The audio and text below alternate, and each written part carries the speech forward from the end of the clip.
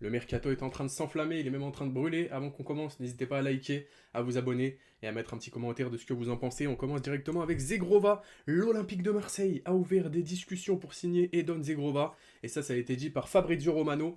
Et quand cet homme parle, le journaliste italien, il ne parle jamais pour rien. C'est une source sûre, c'est un journaliste reconnu. Des discussions ont donc été faites et des conditions du deal sont en cours. Donc il n'y a rien de concret pour l'instant selon lui, mais il y a quand même des discussions qui ont été ouvertes, ça montre l'intérêt de l'Olympique de Marseille pour le Lillois.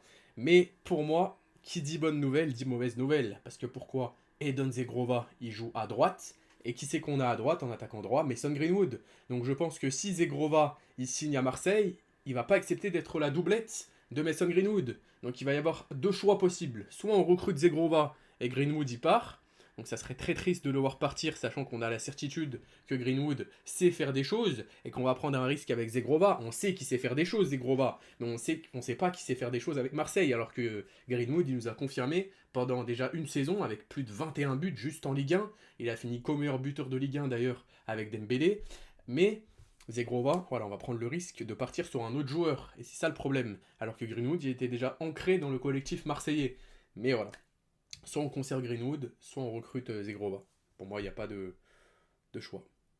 Voilà. On ne pourra pas jouer avec les deux. Je pense pas que Greenwood accepterait d'être la doublette de Zegrova et vice versa. Je pense pas que Zegrova accepterait d'être la doublette de Greenwood. D'ailleurs, pour Mason Greenwood, il y a des offres de la part de l'Arabie Saoudite. L'OM a fixé son prix à 150 millions d'euros, sachant que Al Nasser en lâcherait 90 millions et il y a Manchester United, faut pas les oublier, qui prendrait 50% de la clause. C'est-à-dire, nous, on gagnerait que 75 millions, ce qui est déjà énorme, hein. Depuis combien de temps on n'a pas vendu un joueur aussi cher à Marseille? 75 millions, c'est vraiment énorme. Depuis l'époque de Papin, etc. Peut-être que je vais trop loin, mais bon, je pense pas que dans ces 5 dernières années et 10 dernières années, on a vendu un joueur aussi cher que ça. Mason Greenwood, c'est vraiment une pépite, et le joueur n'est pas prêt de partir. Il a envie de jouer la Ligue des Champions avec Marseille, il n'a pas fait toute cette saison pour rien.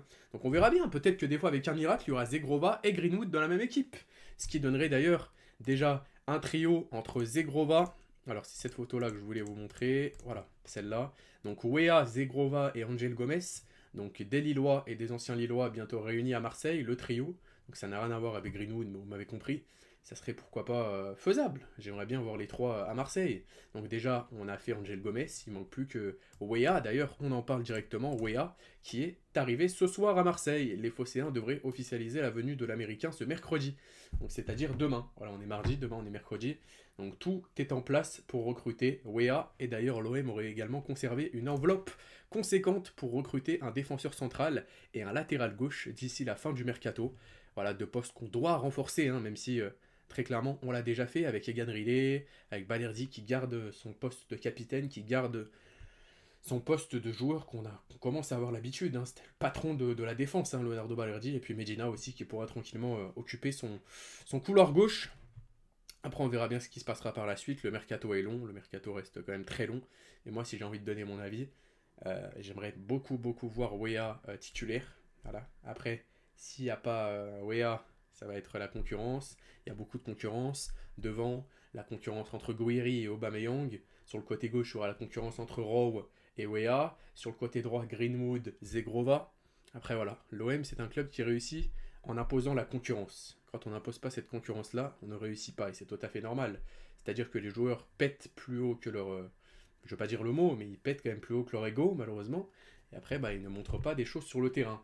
Voilà, quand on a vu qu'il y avait de la concurrence dans ce club, qu'il y avait des joueurs qui étaient capables de montrer au coach qui n'étaient pas non seulement des joueurs remplaçants, mais des joueurs qui savent jouer. Je donne l'exemple de Luis Enrique, par exemple, avec Marseille, qui avait fait une première saison dégueulasse, hein, voilà, calamiteuse.